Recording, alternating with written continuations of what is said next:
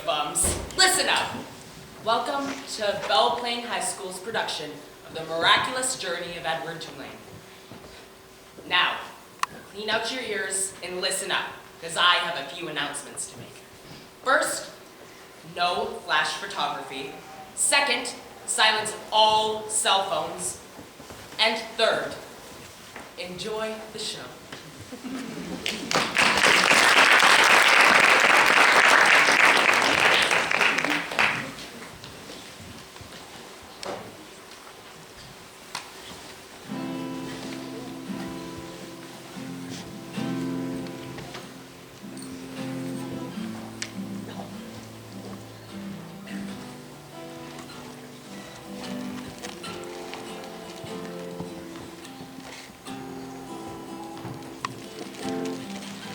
Once, in a house on Egypt Street, there lived a rabbit made almost entirely of china. But how did such a thing come to be? Did the rabbit belong in this fine house? Was this the rabbit's home? Ah, now that is an interesting question. Grandmother, you're back. You didn't think your grandmother Pellegrina would miss your birthday now, did you? Oh, grandmother, for me? Yes, Aileen. Happy birthday. He's the most beautiful thing I've ever seen. What's he made of? China. The finest China. I love him. I will always love him. I'm glad. I thought you could use a special friend. Now, what shall be his name? Edward. Edward Tulane. Well, Edward Tulane, I hope you realize how fortunate you are. And so it was that Edward Tulane came to live in the house on Egypt Street. He was very fortunate indeed. Aileen loved the toy rabbit. Now, Edward couldn't say anything with his painted mouth after all. But what he was thinking was... What are you doing? Don't move me now. It'll be dark soon, and I'll be able to see my reflection in the window. Oh, Edward, I wish everyone were as considerate and as nice as you. Uh-huh.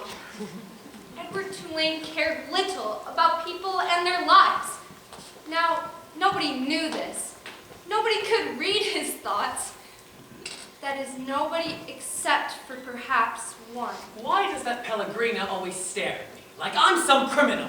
Are you going to tell us a story tonight, grandmother?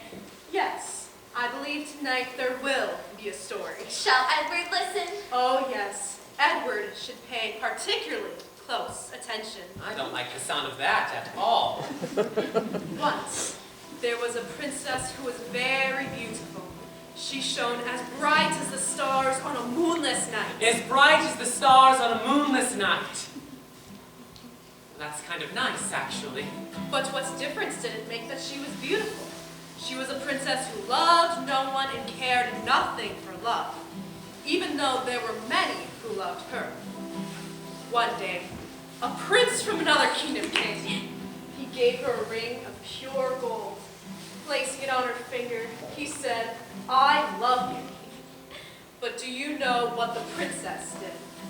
She took the ring off her finger, put it in her mouth, and she swallowed it. "That is what I think of love," she said, and she ran away, deep into the woods. Looking around, she realized she was lost. Did the prince come and find her? Listen.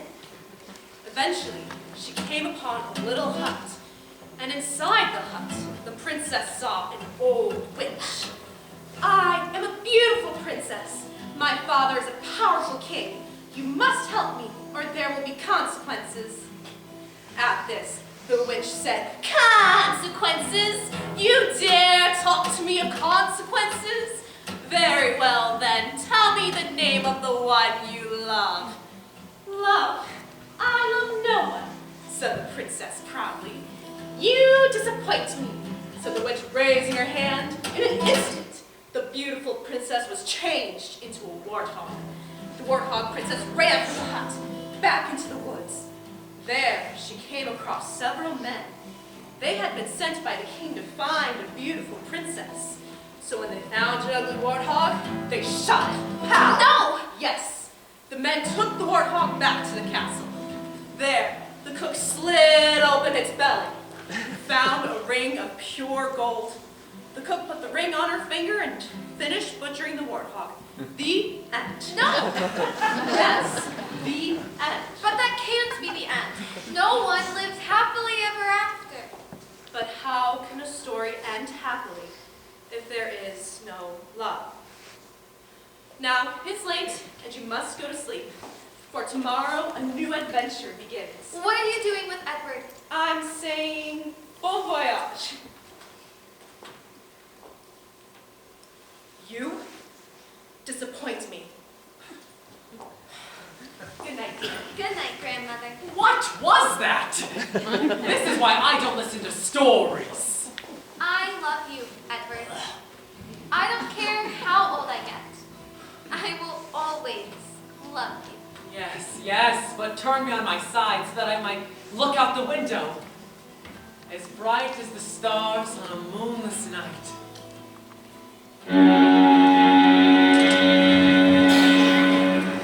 So, the next day, Edward, Aileen, and her parents set sail for England. Shall we sit up here on the deck, Edward? Is my hat on straight? I'm sure to be complimented on the hat. There you are. You look like you were born for the sea in your sailor suit. Oh, your watch. I forgot to wind it this morning. I'd better take care of that. Look, I have two admirers approaching. Get out of the way. What is he supposed to be wearing? It's a sailor suit. It's very fashionable. I don't like these two heathens. Take me away. He has many different outfits. He even has his own silk pajamas. Yeah, you hear that? Yeah, even has his own silk pajamas. Let me see him. No! Young man, I demand you release me this instant. Give it to me. Oh, I'm sorry. Here you are. Yes. No! Don't throw it. He's made of China. He'll freeze. So humiliating. You want? Give it to me. Give it.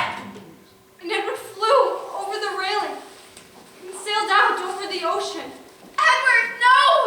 Edward caught one last glimpse of Aileen, standing on the deck, holding his gold pocket watch in her outstretched hand. My pocket watch. Aileen disappeared from view as Edward Tulane hit the water. He began to sink. He went down and down. Finally, he landed on the ocean floor, face down in the muck. I don't like this.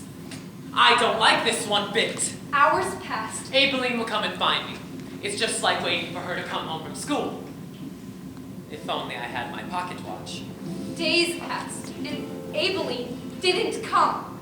As bright as the stars on a moonless night. I'll never see the stars again. Weeks passed, Why did the beautiful princess become a warthog? and then months. Then, a powerful storm came. Whoa! At last, I'm out of the muck. Wait, what's going on? What is this? Suddenly, Edward found himself in the middle of a net. And before he knew what had happened, Edward was pulled up out of the water.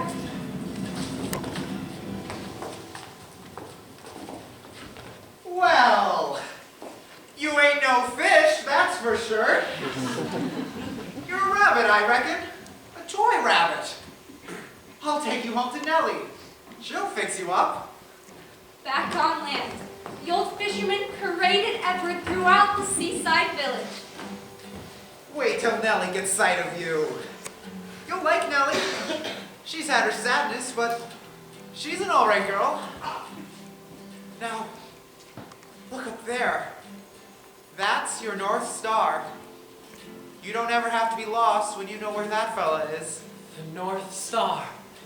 I didn't think I would ever see the stars again. The old fisherman and Edward finally arrived at a little green cottage. Nellie, look, I brought you something from the sea. A rabbit! Oh, Lawrence, you brought me a rabbit. She's beautiful. She? What shall I call her? Do I look like a girl? I was thinking Susanna. Susanna. Just right. No, it's not right. Not right at all. Well, Susanna, you'll be needing some clothes now, won't you? And so, the next day, Nellie created a new outfit for Edward, who is now Susanna. The dress she made him was cotton and simple. No, don't set me by the window. Anyone walking by will see me in this ridiculous dress. It gets lonely here all day while Lawrence is out to sea. Back when the children were little, I had my hands full. But now the days can seem awful empty. At least you're not on the bottom of the ocean with your head in the muck. I guess you know a thing or two about loneliness yourself. Loneliness. Yes. But now you're here. Susanna from the sea. Do you like the dress? My daughter Lolly always makes fun of the clothes I make. Lolly's our oldest. Then there's Ralph. Then there was Raven. He died when he was just 5 years old. Pneumonia. It's the worst thing to watch someone you love die right in front of you and not be able to do nothing about it. Had your sadness. I suppose you think I'm daft, talking to a toy, but it seems to me that you're listening, Susanna. I am. Nellie, I am. At night, after supper, Lawrence would lift Edward onto his shoulder and go out for a walk. Every sailor needs to know his constellation, Susanna. That right there's Andromeda. And over there's Pegasus. I take comfort in the stars. There's comfort in knowing my old friends are out there watching. Yes.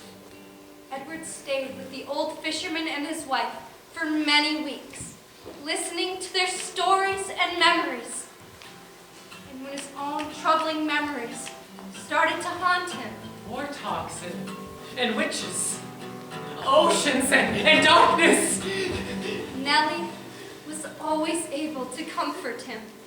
Hush, little baby, don't say a word. Mama's gonna buy you a mockingbird. And if that mockingbird don't sing, Mama's gonna buy you a diamond ring.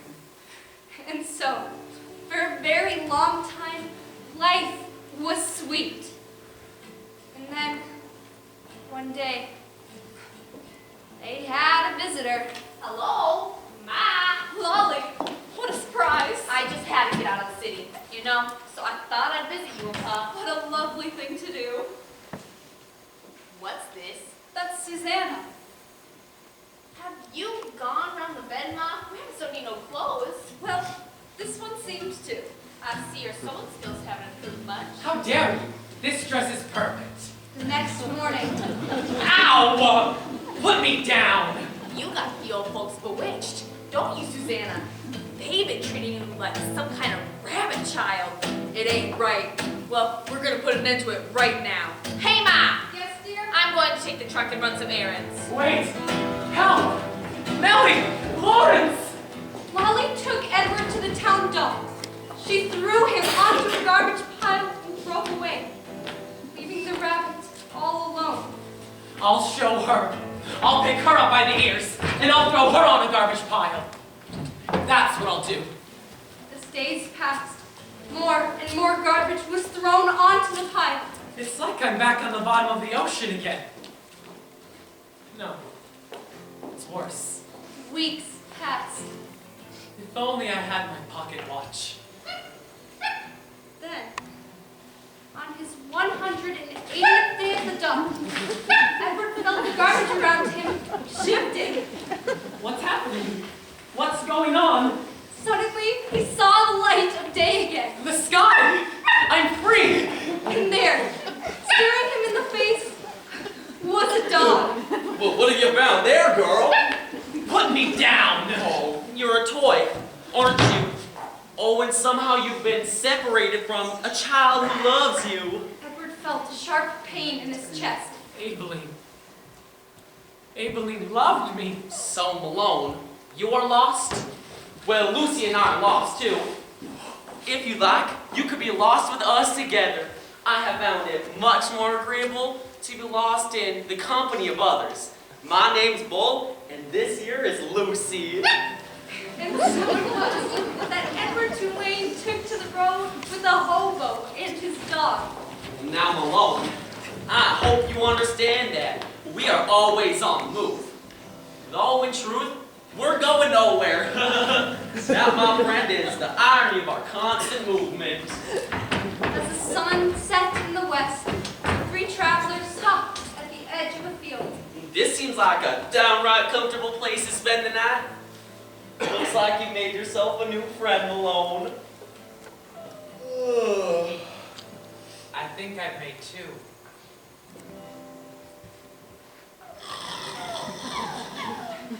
And so, to the comforting sounds of Bull snoring and Lucy's whimpering in her sleep, Edward looked up at the stars. Andromeda. And Pegasus. And the North Star. We're not really lost, Bull. We can see the North Star. The next day, Bull created a new outfit for Edward. Susanna was gone. He was now alone. And the three travelers set off for nowhere. And they journeyed for a very long time. Occasionally, they met up with the others who were lost. Well, hello there, Jack. Hey, Bull. Hey, Malone. Hello, Lucy. I used to have a dog. His name was Bullet. Well, what happened to Bullet? He's watching over my family back in North Carolina. North Carolina. Look at Malone. It's like he's listening to every dang word we're saying. Well, he's a great listener. He helps me to remember. Does he? Say, do you think I could have a word with Malone? Well, of course you can. I want to tell you about my kids. Helen, Jack Jr., and Taffy. I had to leave them. I had to. There was no work and I had to find some. Now, something could happen to me. And then Helen, Jack Jr., and Taffy. You remember their names, okay, Malone? Helen, Jack Jr., and Taffy. I'll remember them, Jack. And his heart opened wide and wider still. This is love. This must be love. Edward traveled with Bull and Lucy for 7 happy years. And then, one night in a rail yard outside of Memphis, Here's an empty boxcar. Now when you go. Malone, you take first watch. Old Lucy and I are going to get a little shut-eye.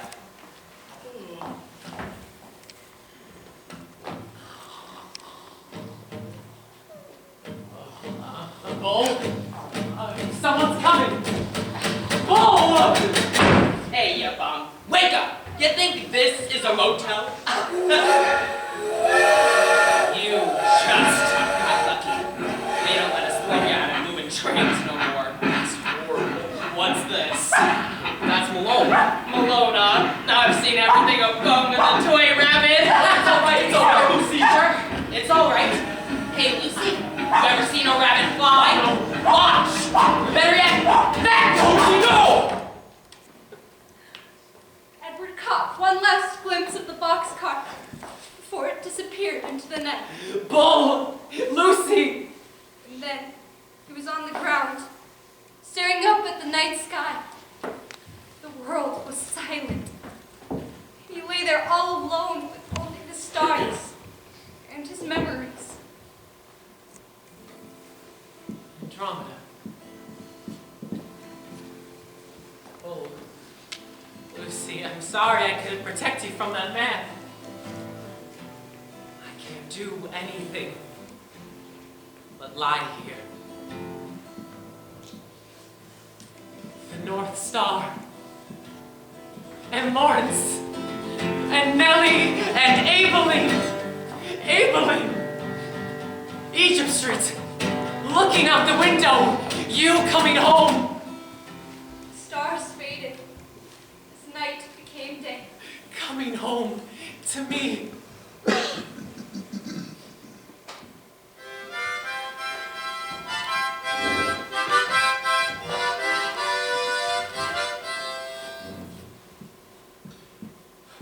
Well, hey, my little sister used to have herself a baby doll that was made out of China. Just like you. She loved that baby doll. heartbroken. Come home, drunk, and he stepped on the doll's head and smashed it into 100 million pieces.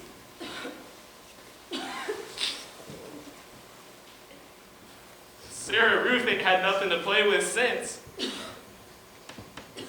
He says that she don't need nothing because she's sick and ain't gonna live. But he don't know. They arrived at a house. It was small and crooked, not much more than a shack. Sarah? Sarah Ruth? You got to wake up now, honey. Look, I brought you something. Dancing doll. Go on.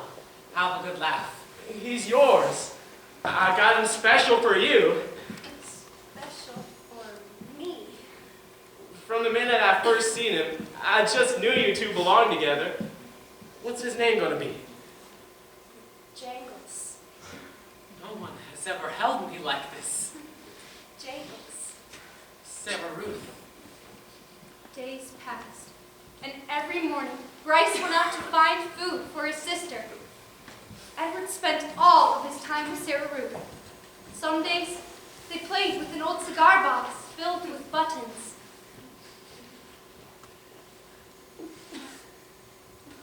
I wish I could protect you, but I can only. You just hang on tight. Hey there, honey. I brought you a delicious biscuit tonight. Now, I'll hold Jangles, and then him and me got a little surprise for you. But only if you eat that biscuit. Okay? I got this idea the first night I brought him to you. So how you doing with that biscuit? Are you done? No more. But honey, you've got to keep up your strength. Just one more bite. Please? No. Can't. Well, I guess you ate enough. Are you ready for your surprise then? Yes.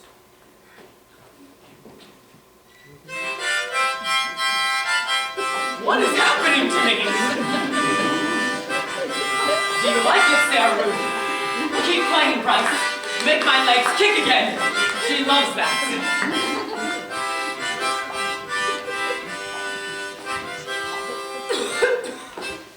Oh. There. That's all right. Hey, you want to get some fresh air? Let's go out and take a peek at the stars for a minute. If I had wings, I would fly away, high up to the stars, where the air is clear and sweet. I would hold Sarah Ruth in my arms, and there, high above the world, she could breathe again, and laugh, and talk, and she wouldn't ever have to cough again.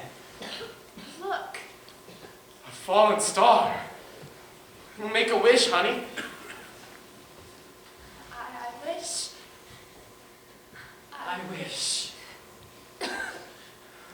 Days passed.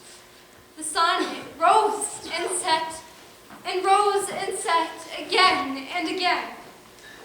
And every evening, Bryce would play the harmonica, and Edward would dance, as Sarah Ruth grew weaker. Why isn't she laughing? Sarah Ruth, I'm doing the kicks like you like. Sarah Ruth, don't stop playing, Bryce. Keep playing. But Bryce stopped playing. Please. Honey, you got to eat something. Can't.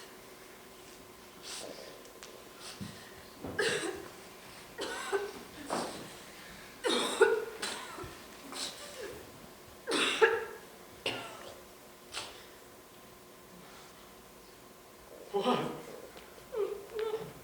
That's okay. Don't you worry about it. Bryce stopped leaving the house. He never left her side. Breathe, honey. Breathe. Please, please breathe.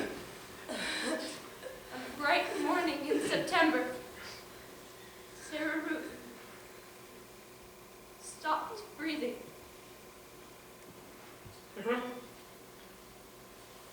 Sarah Ruth?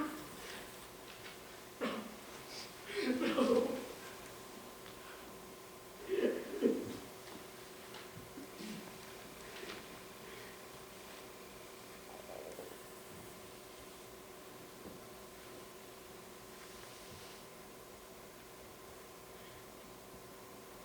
She's gone, Jangles.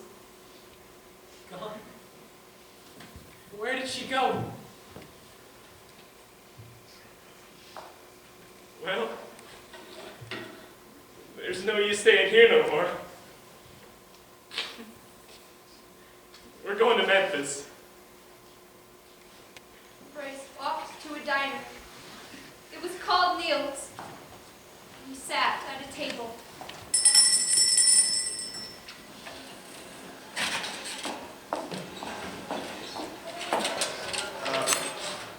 Give me some pancakes and some eggs.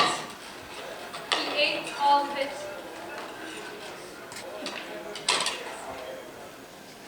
Well, you sure was hungry. Would you like anything else to eat, darling? No, thank you, ma'am. I ain't got enough. I see. I'm gonna have to talk to Neil about that one. Neil!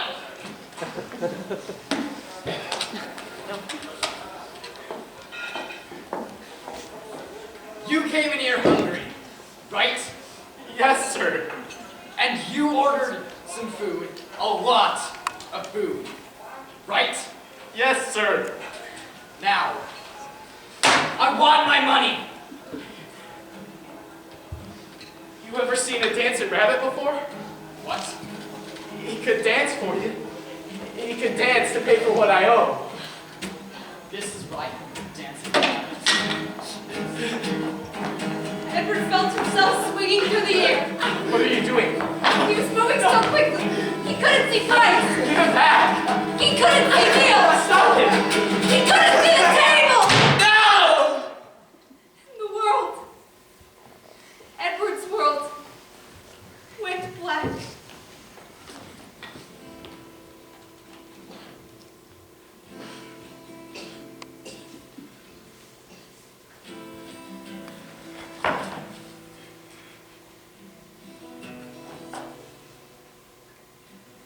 I am walking. No strings attached. And I am walking. Sarah Ruth, where are you? She's in the stars, Susanna. The stars? But they're so far away. And I have to get to her. What's happening to me? Wings! Sarah Ruth, I'm coming. No, you can't go yet. Please, Edward, stay with us. I couldn't stand to lose you again. It would break my heart! It would break my heart. It would break my heart. It would break my heart. It has broken already. My heart is broken.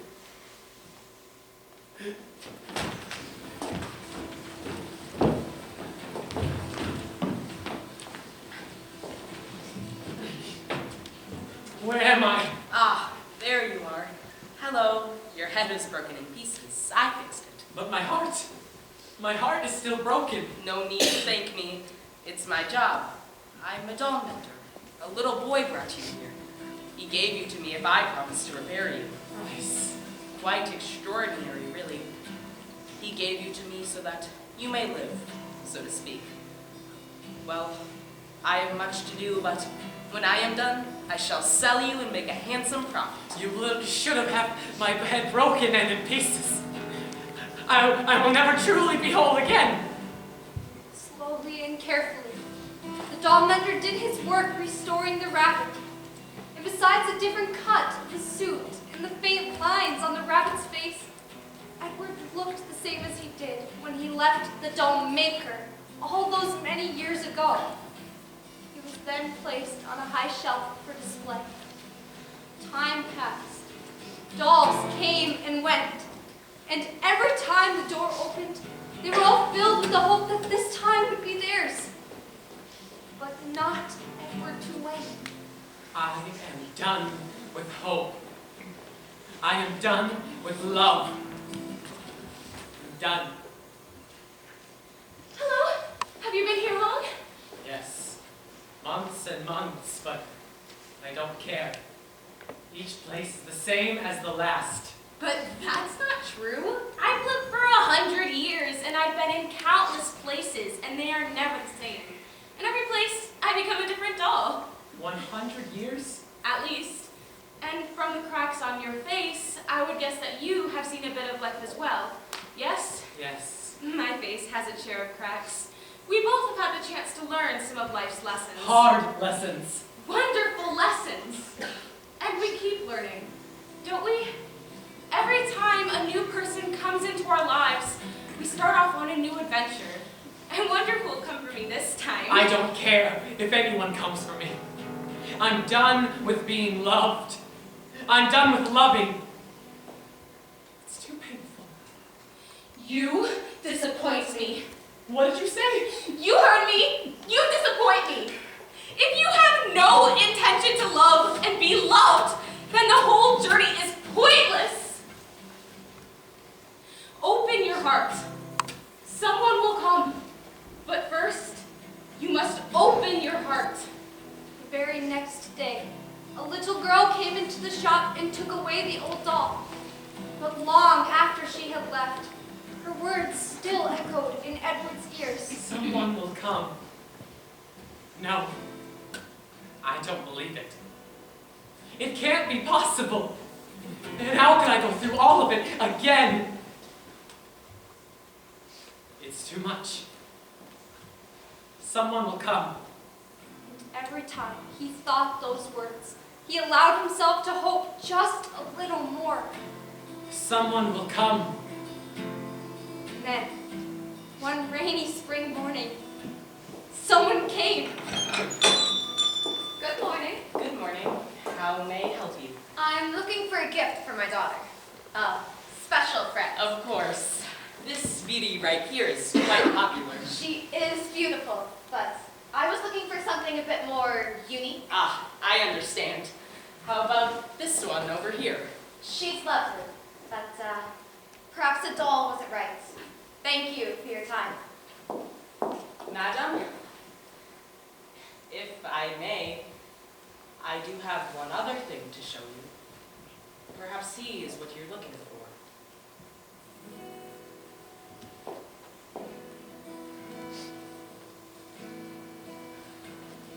I know you.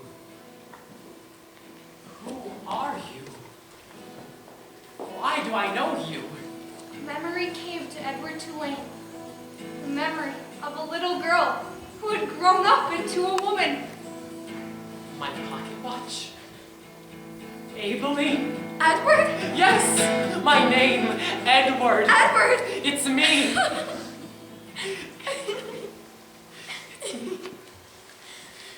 Once, there was a rabbit who was loved by a little girl. And on an ocean journey, the rabbit fell overboard and was rescued by a fisherman who gave the rabbit to his wife. The rabbit was buried under garbage and unburied by a dog. He traveled with hobos. Once, there was a rabbit who loved a little girl and watched her die. The rabbit's head was broken in a diner and put together again by a doll mender. But the rabbit swore that he would not make the mistake of loving again. Once, there was a rabbit who danced in a garden with the woman who had loved him at the very beginning of his journey. as they were dancing, it was as if they had wings and were flying. Once, oh marvelous once, there was a rabbit who found his way home.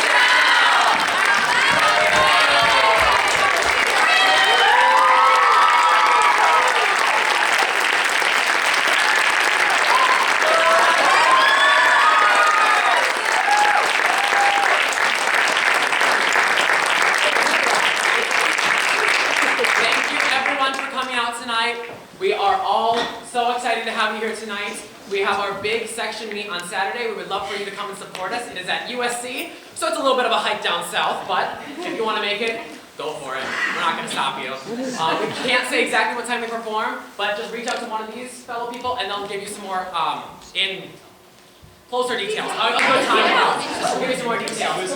Again, thank you so much for coming. We want to give one more thank you to our directors, Tony Hartman and Dylan O'Brien.